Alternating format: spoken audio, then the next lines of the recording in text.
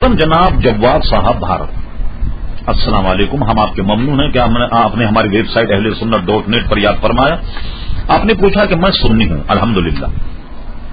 کچھ لوگ مجھ سے علم غیب اور حیات النبی صلی اللہ علیہ وسلم پر بحث کرتے ہیں، برائے کرم قرآن کے حوالے سے بتائیے۔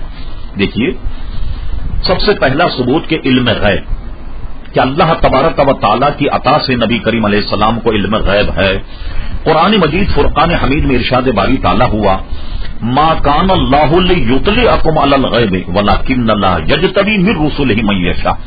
اللہ تبارک و تعالیٰ عام لوگوں کو غیب پر مطلع نہیں کرتا، بلکہ اس کے لیے اپنے رسول میں سے چن لیتا، یعنی رسولوں کو منتخب فرما کر ان پر علم غیب کا انکشاف کرتا ہے۔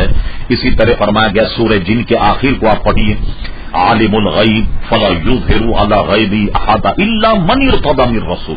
اللہ تعالیٰ کی یہ شان نہیں کہ عام لوگوں پر اس کا غیب کا اظہار کرے، بلکہ اللہ تبارک و تعالیٰ اپنے علم غیب عطا فرمانے کے لیے اپنے رسولوں کو چن لیتا۔ ایک اور جگہ فرما، وما ہوا علی الغیب بضنین، ہمارا رسول غیب کی باتیں بتانے میں بخیل نہیں۔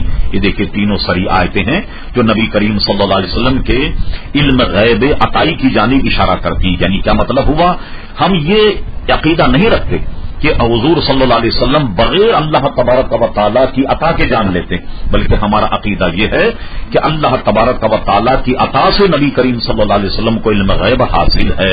اب رہی بات حیات النبی کی، تو یہ امت کا ایسا اجماعی مسئلہ ہے کہ کسی بھی دیندار عالم نے اس کا انکار نہیں کیا کہ نبی کریم صلی اللہ علیہ وسلم حیات النبی نے۔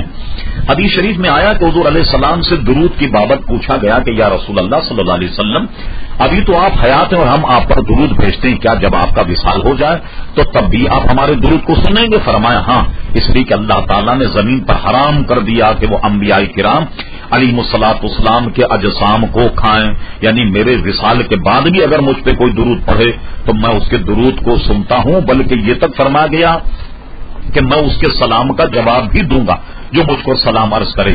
اگر آپ کو دیکھنا ہو تو مشکا شریف باب التشہد التحیات کا بیان اور التحیات کے بعد درود شریف کا جو بیان ہے اسے ملاحظہ فرما لیجئے کہ حضور علیہ السلام نے فرمایا جب بھی کوئی درود پڑتا ہے تو وہ ہم تک پہنچایا جاتا ہے۔ معاذ اللہ حضور اگر مر کر مٹی میں مل گئے جیسا کہ وہاں بھی کہتے ہیں تو درود کے پہنچانے کا کیا مطلب ہوا؟ بلکہ صاحب دلائل خیرات شریف نے تو یہ بھی حدیث نقل کی کہ حضور علیہ السلام نے فرمایا جب مجھ پہ کوئی درود پڑھے تو مجھ تک وہ درود پہنچایا جاتا۔ اور سنو، اہل محبت کا درود تو خود میں اپنے کانوں سے سنتا ہوں۔ ملاحظہ فرمائیے دلائل